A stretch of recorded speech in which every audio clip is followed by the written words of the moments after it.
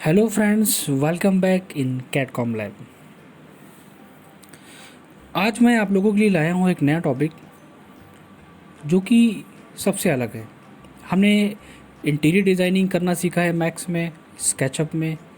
हमने exterior designing करना सीखा है स्केचअप में और 3ds मैक्स में। बट हमने रेविट में एलिवेशन तो डिज़ाइन किया है, बट अभी तक इंटीरियर डिज़ाइन नहीं किया है। ये टॉपिक मैं लाया हूँ बहुत सारे लोगों के कमेंट्स के बेसिस पे। बहुत सारे बच्चों ने मुझे कमेंट्स किया था, सर मुझे बताइए that how to design a Revit, how to design a interior exterior in Revit. तो यही एक छोटा सा पार्ट है हमारा। और एक चीज़ मैं आपको और बताना चाहूँगा, वीडियो थोड़ा सा लेंथी होने जा रहा है। क्योंकि बहुत सारी चीज़ें मैं डिटेल में बताऊँगा, शॉर्ट में नहीं बताना चाहता हूँ, ताकि कुछ चीज़ें आपसे स्किप हो जाएँ, आपकी नॉलेज में ना आए। तो प्लीज़ इस बिना स्किप करे हुए पूरी वीडियो को देखिएगा। तो डिज़ाइनिंग के लिए सबसे पहला स्टेप जो आता है हमारा, वो ये होता है कि हमको डिज़ाइन कैसे बनाना है। 3 चीज़ें होती हैं: डिज़ाइन क्रिएट करना, मटेरियल यूज़ करना एंड लाइटिंग यूज़ करना। तो पहला स्टेप तो रेविट में आता है। Then how to design a interior या एक्सटीरियर इन अ रेविट। तो रेविट में डिज़ाइन करने के 2 स्टेप हैं। मैं आपको सारी चीज़ें बताऊँगा स्टेप बाय स्टेप, कोई कन्फ्यूज़न नहीं होनी चाहिए। पहला मेथड क्या होता है कि हमारे पास कंपोनेंट अवेलेबल होना चाहिए। ये जो मैंने आपको दिखा रहा हूँ, ये कोई मॉडल नहीं है। ये मैंने सिर्फ बच्चों की कमेंट्स के बेसिस पे पूरी फाइल रेडी करी है आप लोगों के लिए, आप लोगों को बताने के लिए, दिखाने के लिए मैंने एक एक चीज़ को बनाया है, डिज़ाइन किया है। हाँ, ये जो कंपोनेंट्स जो आप देख रहे हैं इसमें, इन कंपोनेंट्स को मैंने डाउनलोड करा है। कैबिनेट्स डिज़ाइन कर सकते हैं, बेसिक चीज़ें डिज़ाइन कर सकते हैं, बट जो माइनर चीज़ें होती हैं, बहुत ज़्यादा टिपिकल चीज़ें होती हैं, उनको हम लोगों को मॉडल के थ्रू इंपोर्ट कराना ही होता है। ये एक रूल है। क्यों? इसमें टाइम वेस्ट नहीं करना होता है कि हम एक फ्रिज डिज़ाइन कर रहे हैं, एक चेयर डिज़ाइन कर रहे हैं, या फिर हम कंपोनेंट डिज़ाइन कर रहे हैं। तो पहला स्टेप क्या था हमारा कि कंपोनेंट बनाने के कौन कौन से हमारे स्टेप हैं। पहला है हमारा कि हमारे पास कुछ कंपोनेंट है। लाइक मैं बात करता हूँ, सबसे पहले तो मैं क्या करता हूँ, एक न्यू फाइल करता हूँ आप लोगों को दिखाने के लिए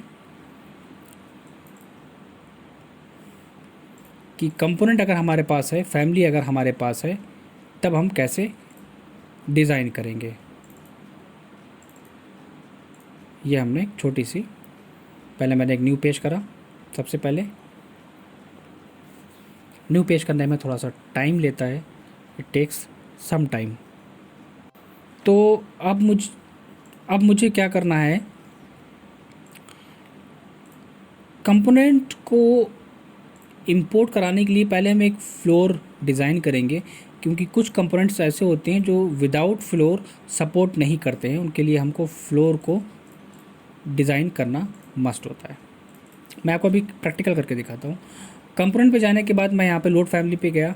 एक चीज़ मैं आपको और बताना चाहूँगा, अगर आपके पास कलेक्शन नहीं है रेविट में कंपोनेंट्स का, लाइक कार, इंटीरियर, एक्सटीरियर, तो आप मुझसे कमेंट्स कर सकते हैं, आप मुझसे कांटेक्ट कर सकते हैं, मैं आपकी हेल्प कर सकता हूँ। मैं आपकी ईमेल आईडी पे कंपोनेंट्स को शेयर कर सकता हूँ। जो भी पॉसिबल होगा मैं आपको अवेलेबल कराऊँगा। वेबसाइट्स वगैरह हैं, बट उन वेबसाइट से डाउनलोड करना इतना पॉसिबल नहीं होता, इतना ईजी नहीं होता है।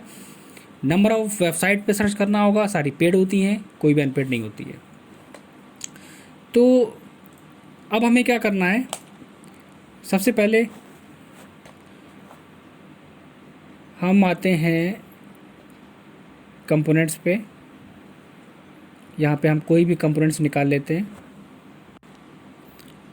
तो अब हमने यहाँ से एग्ज़ाम्पल ले लेते हैं। मेरे पास लाइब्रेरी है बहुत सारे कंपोनेंट्स की। मैंने यहाँ से कंपोनेंट ले लिया किचन का।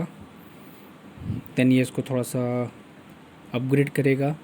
This is a one time upgrade process only. ये थोड़ा सा टाइम लेता है अपग्रेड होने में, थोड़ा सा टाइम लेगा ये। फैमिली वाले कंपोनेंट जब हम इंपोर्ट कराते हैं तो उनके साथ एक सबसे बड़ा इशू आता है। ये चीज़ मैं बताना चाहूँगा क्या आप लोगों को पता है कि फैमिलीज़ का पार्ट क्या होता है, कंपोनेंट क्या होता है? अगर आपने रेविट के एडवांस पार्ट पे काम नहीं किया है देन आपको ये चीज़ नहीं पता होगी। अगर आपने कोई इंटीरियर डिज़ाइन नहीं किया है देन आपको ये चीज़ नहीं पता होगी। तो कंपोनेंट डाउनलोड करने पे और प्लेस करने में और ख़ुद से डिज़ाइन करने में, दोनों में क्या डिफरेंस होता है ये मैं आपको बताता हूँ। ये मैंने छोटा सा किचन का मॉडल लिया है। अब इसको अगर मैं कहीं पे भी प्लेस कर देता हूँ और राइट क्लिक करके कैंसिल कर दूंगा और 3D में आके मैं आपको दिखाता हूँ। ये पूरा खुद में एक कंपोनेंट है, एक ब्लॉक है। ऑटोकैड पे काम करना जानते हैं तो आप समझ सकते हैं ये एक ब्लॉक है। और ऐसा नहीं हो सकता है कि हम इसको एक्सप्लोर कर दें या अलग अलग पार्ट में कर दें और सारे पार्ट को अलग अलग हम यूज़ कर सकें और चेंज कर सकें। कंपोनेंट पे काम करना मुश्किल क्या होता है, अब इस कंपोनेंट को मुझे यहाँ से एडिट फैमिली से, जैसे ही मैं इस कंपोनेंट को सेलेक्ट करके एडिट फैमिली पे क्लिक करूँगा तो हम डायरेक्टली स्विच कर जाते हैं कहाँ पे, फैमिली वाले पार्ट में। और फैमिलीज़ का पार्ट कैसा खुल के आता है, वो कुछ इस तरह खुल के आता है, जिसमें क्रिएट का ऑप्शन होता है, एक्सट्रूड, ब्लेंड, रिवॉल्व, स्वीप सारे ऑप्शन होते हैं। That is called family option, जहाँ पर हम लोग डिज़ाइन करते हैं इंटीरियर को और एक्सटीरियर को और किसी भी कंपोनेंट को डिज़ाइन करने में। तो जैसे ही मैंने फैमिलीज़ को एडिट करा तो हमने क्या देखा कि हमारा अलग अलग पार्ट हो गया। अब हमारा जो मैंने किचन आपको दिखाया था वो किचन हमारा अब अलग अलग पार्ट में शो हो रहा है। किसी भी कंपोनेंट को सेलेक्ट कर रहा हूँ वो अलग अलग शो हो रहा है, किसी को भी सिलेक्ट कर रहा हूँ वो अलग अलग डिलीट कर सकते हैं, उसको यूज़ कर सकते हैं। ठीक है, पहली चीज़ तो ये हो गई कि कंपोनेंट पे काम करना इतना मुश्किल क्यों होता है और क्या क्या दिक्कतें आती हैं। दूसरी दिक्कत क्या आती है कि अगर हम रेविट में मटेरियल यूज़ कर रहे हैं, लाइक मुझे इसका मटेरियल चेंज करना है तो इसको सेलेक्ट करके मैं यहाँ से डायरेक्टली चेंज कर सकता हूँ मटेरियल को। बट अगर मैं इस पर वीरे मटेरियल यूज़ करूँगा तो वो मटेरियल अलग अलग कंपोनेंट पे यूज़ नहीं होता है इतनी जल्दी, जब तक हम उस कंपोनेंट को अलग से डिज़ाइन ना करें। पहली चीज़, किसी भी कंपोनेंट को यूज़ करने का मतलब क्या हुआ कि उस कंपोनेंट को अलग करना, उसकी फैमिलीज़ को अलग करना और उसके मटेरियल को वीरे में ले जाके चेंज करना पॉसिबल नहीं होता है, बहुत टाइम टेकिंग होता है। ये चीज़ मैं आपको बताना चाहूँगा। तो मोस्टली लोग क्या करते हैं, छोटे कंपोनेंट यूज़ करते हैं और डिज़ाइन खुद क्रिएट करते हैं फैमिलीज़ में जाके। ठीक है, तो ये तो हो गया पार्ट कि कंपोनेंट को अगर मैं कंपोनेंट पे काम करना चाहूँ तो प्रॉब्लम्स क्या क्या आती हैं और किन किन चीज़ों को हमें फेस करना होता है। तो लाइब्रेरी का कंपोनेंट का यूज़ वहाँ पे करो जहाँ पे छोटे छोटे से ऑब्जेक्ट हों। जैसे मैंने ये डिज़ाइन करा है, लाइक ये लाइटिंग यूज़ करी है, ये चेयर यूज़ करा है कंपोनेंट में, और ये फ्रिज वगैरह हो गया, ओवन वगैरह हो गया, और ये हमारा डस्टबिन हो गया, और ये मिक्सर हो गया। ठीक है, तो जैसे कि आप लोगों ने हमारा थंबनेल देखा है, वही मेरा थंबनेल ही एक्चुअल व्यू है। मैं आपको दिखाना चाहूँगा वही हमारा व्यू है जो हमने बनाया है, जो हमने डिज़ाइन करा है आपके लिए। ऐसा नहीं है कि थंबनेल मैंने लगा दिया कोई डाउनलोड करके गूगल से इमेज और दिखा रहा हूँ बना के कि हाँ ये ऐसा बनेगा। नहीं, जो एक्चुअल चीज़ मैं बना थंबनेल में यूज़ करता हूँ वही मैं आप लोगों को शेयर करता हूँ। तो वीरे में इंटीरियर, लाइटिंग और मटेरियल यूज़ करने के बाद कुछ इस तरह हमारा व्यू आएगा। मैं ये तो नहीं कहता कि ये बहुत ही अच्छा है, बहुत ही रियलिस्टिक है। मैक्स के कंपैरिजन में मैक्स का काफ़ी अच्छा आता है, बट इसको मैं बुरा भी नहीं कह सकता। आप खुद डिसाइड कर सकते हो कि एकदम रियलिस्टिक, कुछ रियलिस्टिक लुक हमारा दे रहा है लाइटिंग का।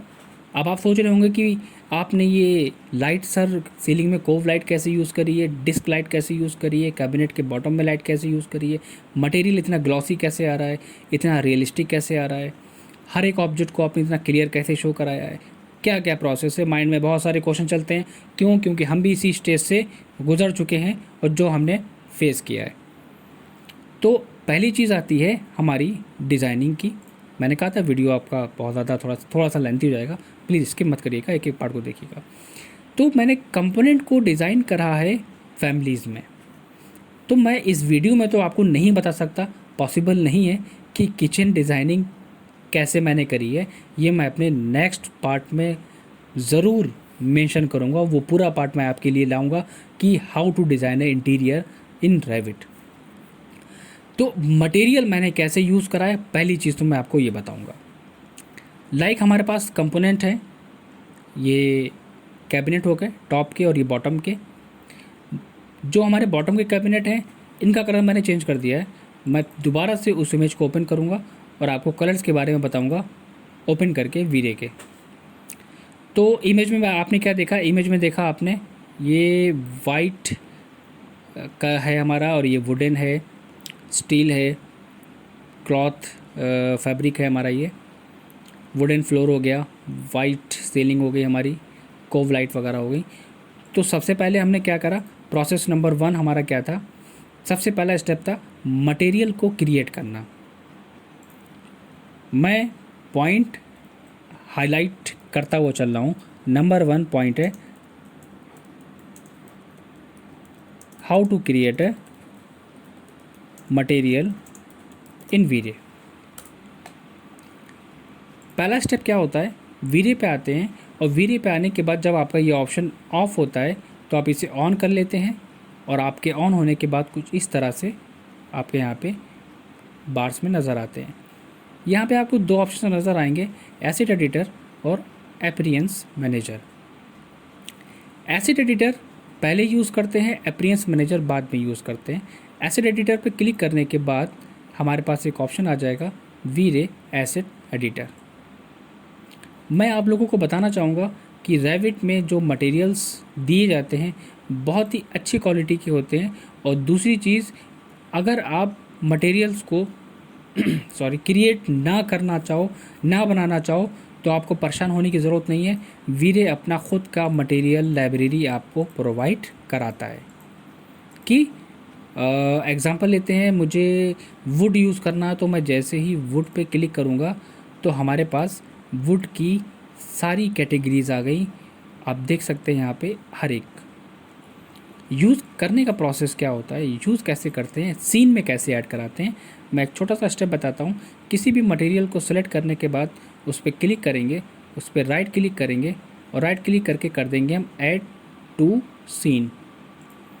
जैसे हम इसको ऐड टू सीन करेंगे तो वो मटेरियल हमारा इस मटेरियल लिस्ट में ऐड होके आ जाएगा। अब ऐड टू सीन करने के बाद वो हमारा पहले तो आ जाएगा इस सीन में ऐड होके, उसका नाम जैसे कि थोड़ा सा टाइम लिया इसने, लेकिन यहाँ पे आ गया फ्लोरिंग लैमिनेट सी नैरो 250 सेंटीमीटर। यहाँ पे एक प्रीव्यू का बॉक्स आता है जो कि अभी हमारे में नहीं शो करा रहा है। कभी कभी प्रॉब्लम्स करता है, जब आपकी कॉन्फ़िगरेशन लो होती है लैपटॉप की तब वो थोड़ा सा टाइम टेकिंग होता है। शो कराता है प्रीव्यू, थोड़ी देर बाद शो कराता है, तो इसकी कोई प्रॉब्लम, कोई इशू नहीं है इसका। तो मैंने ऐड टू सीन करा, हमारे पास मटेरियल आ गया, आपने सेलेक्ट करा। सेलेक्ट करने के बाद आप इसको रीनेम कर सकते हो और आप इसका नाम चेंज कर सकते हो, इसको इस तरह। ठीक है, इसको मैं डिलीट कर देता हूँ। तो एक चीज़ आप लोगों को क्लियर हो गई होगी कि वीरे के जो बाय डिफ़ॉल्ट मटेरियल्स हैं उनको यूज़ कर सकते हैं। और कैसे अप्लाई करेंगे वो नंबर 2 स्टेप है, हम बाद में बात करेंगे। ठीक है, पहले स्टेप से हम वापस आते हैं। तो अब मैंने वीरे के ख़ुद के मटेरियल जो उसने प्रोवाइड कराए मैंने उनको यूज़ नहीं करा है। मैंने सारे मटेरियल्स जो हम इस इमेज में देख रहे हैं उन सारे मटेरियल्स को मैंने ख़ुद से क्रिएट करा है। कैसे, पहले हम बात करते हैं। जैसे कि मैंने यहाँ पे कुछ मटेरियल स्लॉट बनाए आप लोगों के लिए समझाने के लिए। पहला स्लॉट है हमारा, यहाँ पे दिया होगा वुड कैबिनेट। ये वुड कैबिनेट कौन सी बात कर रहा हूँ मैं, ये जो टॉप और बॉटम में कैबिनेट दिए हैं मैं इनकी बात कर रहा हूँ। इन वुड कैबिनेट में मैंने क्या करा है, स्लॉट लिया है। कैसे लिया है, यहाँ बॉटम में एक ऑप्शन आ रहा है क्रिएट एसेट का। एसेट पे क्लिक करने के बाद यहाँ पे 3 ऑप्शन आएंगे, ज्योमेट्रिक, टेक्सचर और मटेरियल। आपको मटेरियल ऑप्शन पे आने के बाद डायरेक्टली आना है जेनेरिक मटेरियल पे। बाकी दिए तो बहुत सारे हैं, ठीक है, अभी इसका यूज़ मेरा नहीं है तो इसलिए मैं इसको यूज़ नहीं करूँगा। मैं जेनेरिक पे क्लिक कर दूँगा। क्लिक करने के बाद वो ऑटोमेटिक इस लिस्ट में ऐड करके हमें एक नया स्लॉट दे देगा। स्लॉट ऐड होने के बाद हम उस पर राइट क्लिक करेंगे और रीनेम कर देंगे। लाइक आप जो भी यूज़ करोगे, हमने कहा कैबिनेट एंड मटेरियल, एंटर कर देंगे। हमारा कैबिनेट मटेरियल यहाँ पे रेडी हो गया। ठीक है, मैं इसको डिलीट कर देता हूँ। कैबिनेट मटेरियल यूज़ यहाँ पे आने के बाद मैंने क्या करा, यहाँ पे कुछ देखो इस तरह आएगा प्रीव्यू, मैंने कहा था कुछ टाइम लेगा, अपने आप शो कराएगा। और यहाँ पे आपको कुछ ऑप्शंस मिलेंगे, मैं इनको थोड़ा सा ओपन कर देता हूँ आपको दिखाने के लिए। पहला ऑप्शन होता है डिफ्यूज़। मैं बता रहा हूँ लेकिन ये सारा प्रोसेस मैं अपने लास्ट वीडियो में बता चुका हूँ कि एक्सटीरियर में मटेरियल वीरे का कैसे यूज़ करते हैं, उसके बाद भी मैं आपको डिटेल में बता रहा हूँ। अगर आपने वो स्किप कर दिया तो वो वीडियो ज़रूर वॉच करिएगा, आपको उसमें भी डिटेल मिल जाएगी। Then how to use a V Ray material in any object. तो यहाँ पे डिफ्यूज़ है हमारे पास, और डिफ्यूज़ के आगे ये बॉक्स बना है, इसका मतलब होता है ऑब्जेक्ट के कलर को चेंज करना। और यहाँ पे एक चेकर दिया हुआ है, यहाँ पे टेक्सचर स्लॉट दिया है, इस पर मैं क्लिक करूँगा और इस पर क्लिक करने के बाद यहाँ पे एक ऑप्शन आता है बिट मैप का। मैं किसी दूसरे स्लॉट पे प्रैक्टिकल करके दिखा देता हूँ, ज़्यादा क्लियर हो जाएगा। इस पर क्लिक करा मैंने, यहाँ पे देखो एक ऑप्शन आ गया बिट मैप। बिट मैप क्या होता है, वहाँ पे क्लिक करके आप किसी भी टेक्सचर को अप्लाई कर सकते हो जो आपने गूगल से डाउनलोड करा है, ठीक है। तो वही चीज़ मैंने प्रोसेस करा था, वुड कैबिनेट पे गया और डिफ्यूज़ के इस बॉक्स पे क्लिक करके बिट मैप पे किया, वहाँ से इमेज को इंपोर्ट करा लिया। अब इमेज इंपोर्ट कराने के बाद अगर आप देख रहे हो तो हमारे में बहुत ग्लॉसी इफेक्ट दे रहा है। ऑब्वियसली कैबिनेट है, वुडन है, तो ग्लॉसी इफेक्ट तो देंगे, क्योंकि कभी कभी एक्रेलिक शीट यूज़ होती है वुडन वगैरह कैबिनेट पे, तो काफ़ी ग्लॉसी इफेक्ट होता है। ग्लॉसीनेस के लिए हमने क्या करा है कि रिफ्लेक्शन बाय डिफ़ॉल्ट इसका जो रिफ्लेक्शन होता है वो ब्लैक होता है, मैंने रिफ्लेक्शन के अमाउंट को थोड़ा सा इंक्रीज़ करा है, मतलब उसको वाइट करा है। आप प्योर वाइट भी कर सकते हो, कोई इशू नहीं है इसमें। ये मैंने इसको प्योर वाइट कर दिया। और रिफ्लेक्शन ग्लॉसीनेस 1.0 होती है, और मैं आपको बता दूं कोई नहीं बताता डिटेल, इतनी जो मैं आपको बता रहा हूँ कितनी रखनी चाहिए कितनी रखनी चाहिए। इसकी जो स्टैंडर्ड वैल्यू होती है वो 0.6 से लेकर 0.9 तक हम रख सकते हैं, और डिपेंड करता है बाकी आपके ऑब्जेक्ट के ऊपर कि आपका ऑब्जेक्ट कितना ग्लॉसी है और कितना ग्लॉसी आप रखना चाहते हो। देखो मैंने इतना 0.9 में अप्रॉक्स शेडोज़ प्रॉपर इस पर आ रही हैं, तो आप 0.9 रख सकते हो, कम रखना आप इसे कम भी कर सकते हो, आपके ऊपर डिपेंड करता है, ठीक है। ये तो हो गई हमारी कैबिनेट की बात। नेक्स्ट हम आते हैं अपनी फ्लोरिंग पे। यहाँ पे दिया है फ्लोर ऑप्शन, सेम प्रोसेस है फ्लोरिंग के लिए भी। फ्लोरिंग पे जाने के बाद मैंने डिफ्यूज़ पे कलर को वाइट कर दिया है, चेकर पे जाके फ्लोरिंग की इमेज ले ली है, रिफ्लेक्शन मैंने थोड़ा सा यहाँ से वाइट कर दिया है और रिफ्लेक्शन को मैंने 1 कर दिया, थोड़ा सा हाई कर दिया है। एक चीज़ आप और नोटिस करोगे कि इमेज में अगर आप वुडन को देखोगे तो वुडन जो फ्लोर है हमारा, यहाँ पे अगर आप वॉच करोगे तो काफ़ी ज़्यादा उसमें डेप्थ नज़र आ रही है, मतलब एक 3D लुक सा नज़र आ रहा है ये हमारा जो दिखा रहा है। तो इसमें मैंने करा क्या है, अगर आप काफ़ी ज़्यादा डेप्थ देना चाहते हो, कुछ होता नहीं उभरा हुआ, मैं क्लियर वर्ड में अगर बात करूँ, उभरा हुआ टेक्सचर, एक 3D वाला टेक्सचर, तो वो सब में नहीं दिया जाता है, वो नॉर्मल ऑब्जेक्ट में दिया जाता है, सबको पता होता है, लाइक फ्लोरिंग वगैरह हो गई या 3D वॉल हो गई हमारी। तो मैंने वहाँ पे दिया है। उसको अप्लाई करने के लिए प्रोसेस क्या होता है कि जो इमेज हम डिफ्यूज़ में अप्लाई कर रहे हैं उसी को राइट क्लिक करके हम कॉपी कर लेते हैं, और यहाँ पे एक ऑप्शन आता है बम्प का, हम उस पर बम्प के मोड मैप के आगे जो बॉक्स है इस पर राइट क्लिक करके पेस्ट कर देंगे, और यहाँ पे अमाउंट डाल देंगे बम्प का 1 to 10। इससे बेनिफिट क्या होता है, जो टेक्सचर होता है थोड़ा सा उभर के आता है, लगता है कि हाँ ये एक रियलिस्टिक वुडन हमने दिया है इसमें। तो आप अपने ज़रूरी नहीं है कैबिनेट में भी दे सकते हो और फ्लोरिंग में भी दे सकते हो, इसमें कोई थंब रूल नहीं है कोई इसमें, आप ये चीज़ बताना चाहूँगा। ये दोनों चीज़ें हो गई हमारे पास, ठीक है। फ्लोरिंग होगी हमारे पास और फ्लोरिंग हो गई, कैबिनेट हो गए। अब वाइट वाले मटेरियल पे आते हैं। तो वाइट मटेरियल के लिए हमने यहाँ पे देखो दिया होगा वॉल पेंट। वॉल पेंट पे आने के बाद यहाँ पे हमने डिफ्यूज़ को वाइट कर दिया है, इमेज को नहीं इंपोर्ट कराया है, डिफ्यूज़ को वाइट कर दिया है, रिफ्लेक्शन को मैंने यहाँ से टच नहीं करा है, ठीक है। अच्छा, एक चीज़ मैं और बताना चाहूँगा कि हमारी जो वॉल है इसमें कुछ डॉटेड सा नज़र आ रहा है, कुछ नॉइज़ सी नज़र आ रही है। वो नॉइज़ हमारी इमेज में नहीं है, वो नॉइज़ मैंने खुद से ऐड करी है। अब वॉल है, कंक्रीट वॉल है, तो मैं चाहता था उसमें कुछ नॉइज़ हो तो एक लगे वॉल है। प्लेन मटेरियल लगा देंगे तो वो फेक लगेगा, चीज़ों को डिटेल कैसे देना है वो आपके ऊपर डिपेंड करता है। मैंने क्या करा है, मैंने रिफ्लेक्शन के स्लॉट में जाके यहाँ से ऐड करा लिया था नॉइज़। अब नॉइज़ लेने के बाद नॉइज़ का साइज़ देखो मैंने क्या रखा है 0.002, आप 0.001 भी कर सकते हो। इमेज हमारी थोड़ी थोड़ी प्रीव्यू हो रही है, अगर थोड़ा सा टाइम ना लेता ये प्रीव्यू होने में तो मैं आपको और भी डिटेल में दिखाता। तो नॉइज़ को कम रखेंगे ज़्यादा बेटर है, नॉइज़ को बड़े रखेंगे तो लगेगा क्लाउड जैसा लगेगा। अब देखो जैसा कि नॉइज़ हमारी बन की प्रीव्यू हो रही है, मैं कर देता हूँ 1, अगर यहाँ से मैं कर भी देता हूँ तो नॉइज़ हमारी काफ़ी ज़्यादा बड़ी आएगी और प्रीव्यू पे नहीं हो पाएगी सही से, इसलिए तो मैं इसको स्किप कर देता हूँ, 0.002 ही रहने देता हूँ। यहाँ से बैक आ गया, ठीक है। वॉल वगैरह के लिए आपको क्या करना है, वॉल के लिए आपको डिफ्यूज़ में कलर चेंज करना है पहली चीज़। रिफ्लेक्शन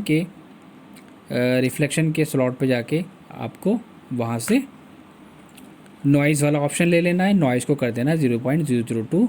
बाकी रिफ्लेक्शन नहीं देना है क्योंकि वॉल हमारी इतनी कोई लाइट ग्लॉसी नहीं होती है जो शाइनिंग करेगी। इसके बाद अगर हम देखेंगे अपने ऑब्जेक्ट में, ये हैंडल्स मैंने क्रोम दिए हैं, तो हैंडल्स क्रोम देने के लिए मैंने इसमें शो नहीं कराया है, मैंने कोई मटेरियल क्रिएट नहीं करा है, मैंने वीरे की लाइब्रेरी में से ही बनाया है। यहाँ पे दिया हुआ है मेटल और यहाँ पे मेटल की सारी कैटेगरीज़ है, आपको बनाने की ज़रूरत नहीं है, वो ख़ुद अवेलेबल कराता है। आप यहाँ से किसी भी मटेरियल को राइट क्लिक करके ऐड टू सीन कर सकते हो और अपने स्लॉट में यूज़ कर सकते हो। वही चीज़ मैंने यहाँ पे भी करी है और उसमें कोई चेंजेस भी नहीं करना है, मैं आपको बताना चाहूँगा। सेंटर टेबल हमारी वाइट है, अगर हम बात करें ये टेबल की मटेरियल है। डिफ्यूज़ दिया है हमने वाइट और रिफ्लेक्शन मैंने वाइट कर दिया है। क्यों, मैं चाहता था कि हमारी टेबल भी थोड़ा सा ग्लॉसी लगे, ऑब्वियसली वाइट है, थोड़ा सा मैं ग्लॉसी इफेक्ट देना चाहता था इसको शाइनी, तो मैंने इसमें क्या करा है, डिफ्यूज़ को वाइट कर दिया है, कलर वाइट, और उसका जो रिफ्लेक्शन आएगा वो भी वाइट आएगा और रिफ्लेक्शन अमाउंट कर दिया है 1.0।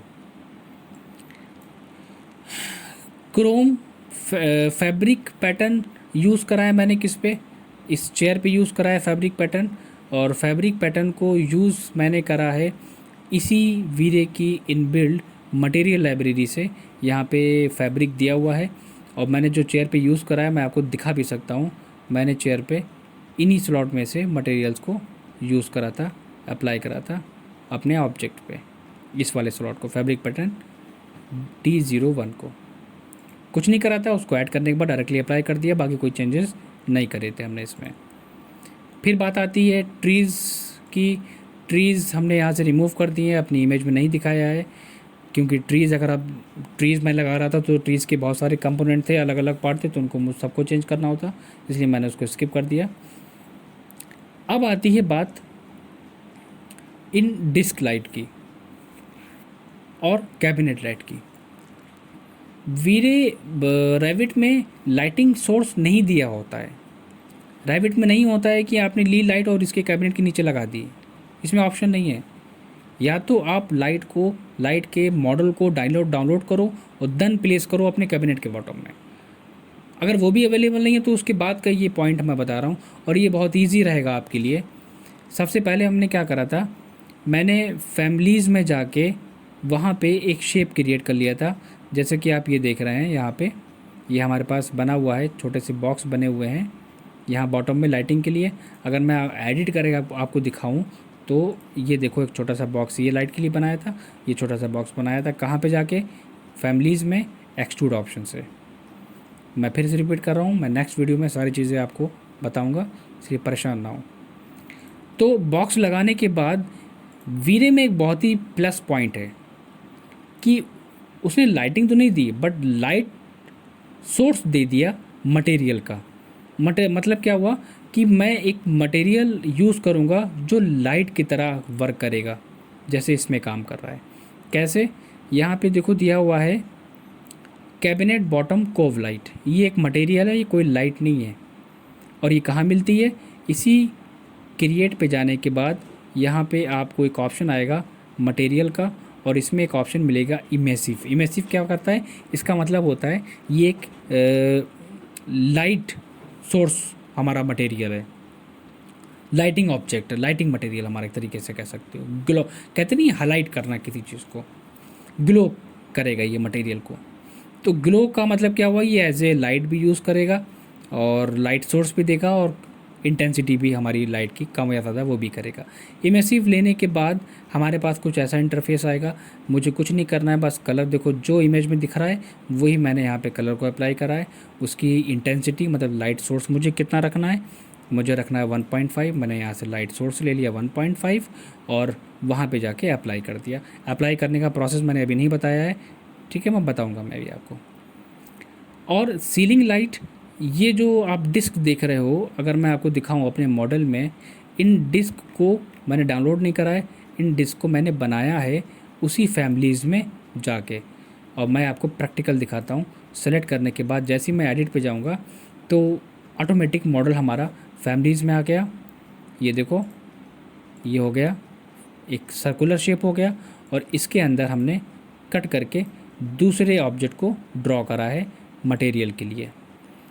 तो बाहर का जो लाइट है हमारा, जो राउंड वाली लाइट है हमारी, डिस्क लाइट है, डिस्क लाइट पे हमने यूज़ करा है क्या, सीलिंग लाइट राउंड इमेसिव हो गया, सीलिंग लाइट वाइट राउंड, मतलब इस पर हमने वाइट मटेरियल दिया है बाहर पोर्शन पे और इमेसिव मटेरियल यूज़ करा है मैंने कहाँ पे, अंदर वाले पोर्शन पे, जो हमारा वाइट कलर है और 5 इंटेंसिटी के साथ।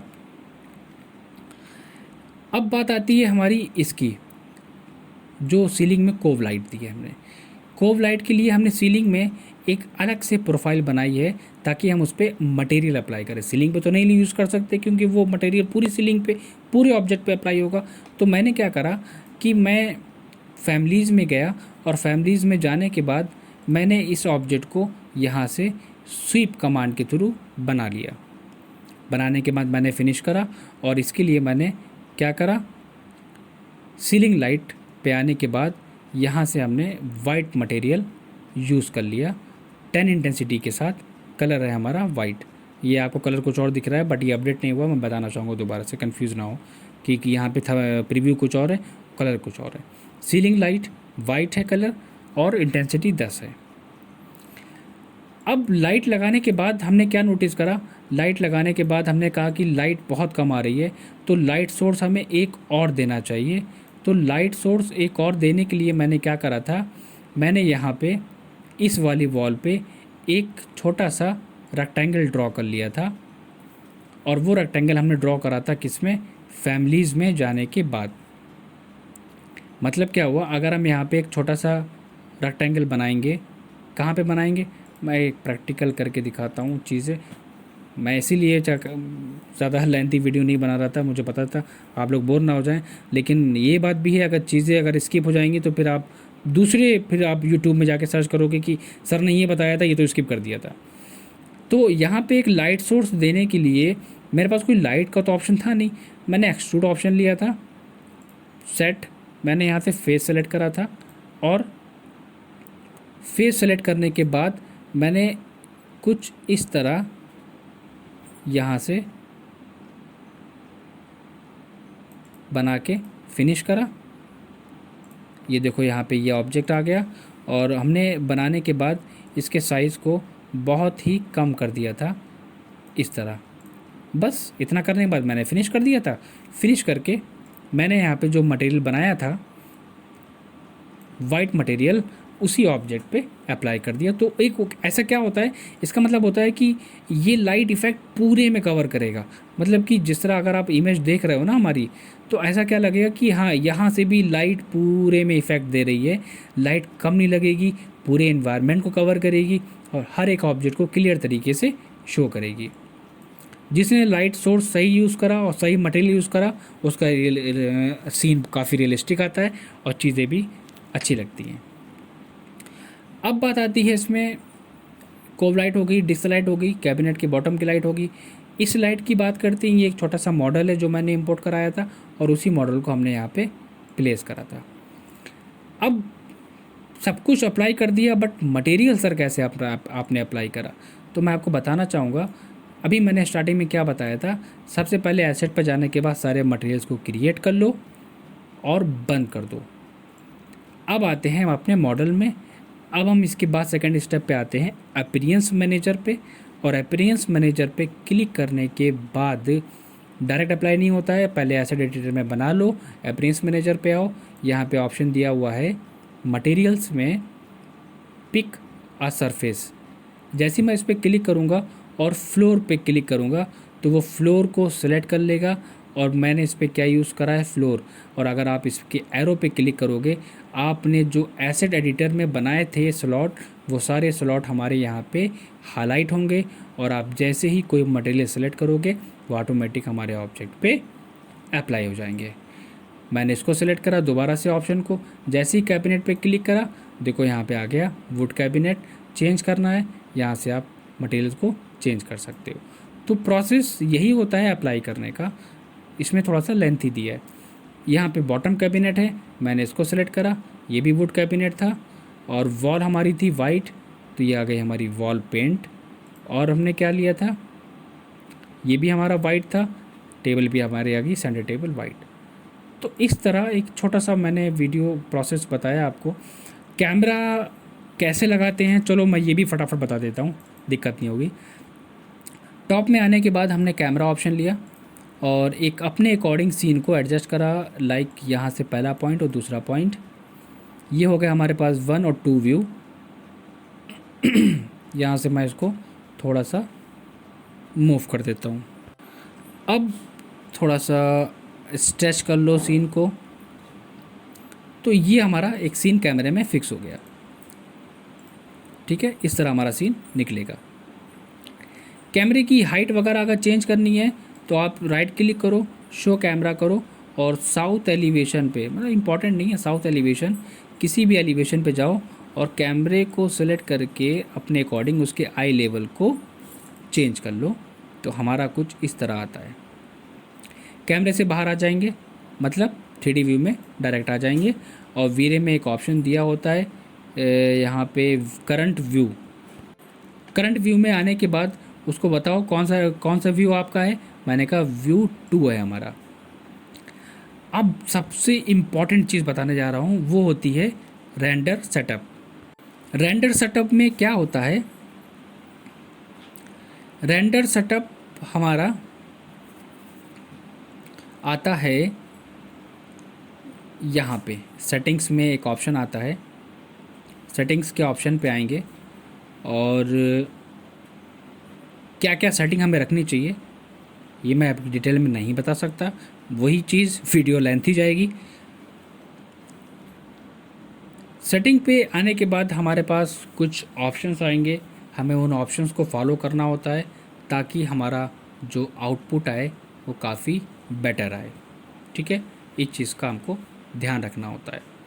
तो उनमें हमारे क्या क्या ऑप्शंस होते हैं, उन ऑप्शंस के बारे में हम बात करते हैं, उनकी सेटिंग्स के बारे में हम बात करते हैं।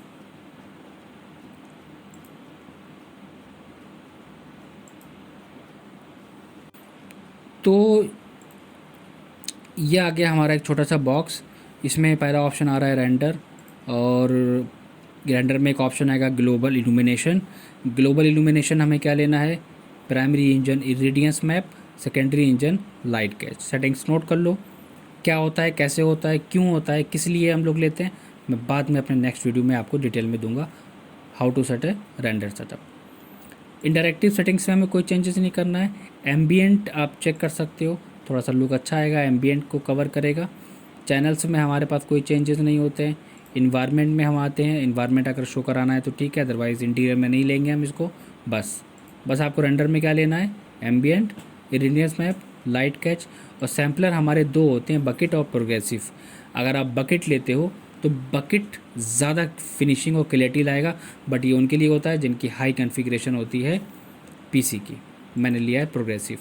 दूसरी चीज़ हाई क्वालिटी है, यहाँ पे आप क्या लोगे, लो मीडियम हाई, अपने पीसी के कॉन्फ़िगरेशन के अकॉर्डिंग मैंने यहाँ से ली थी मीडियम, आप हाई ले सकते हो और अच्छी क्वालिटी आएगी। तो मैं आपको रेंडर पे क्लिक करके दिखाता हूँ कि सीन एक्चुअल में, मैं ऐसा तो नहीं है मैंने थंबनेल कुछ और लगा दिया तो बता कुछ और रहा हूँ, मैं एक छोटा सा रेंडर निकाल के दिखाता हूँ आपको, मे भी थोड़ा सा टाइम लगेगा।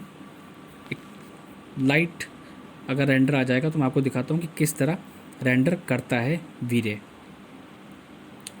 और वीरे का रेंडर देखो टाइम टेकिंग वाला पार्ट होता है, ये टाइम लेगा ही, जितना टाइम मैक्स में लगता है उतना ही टाइम राइविट में भी लगता है।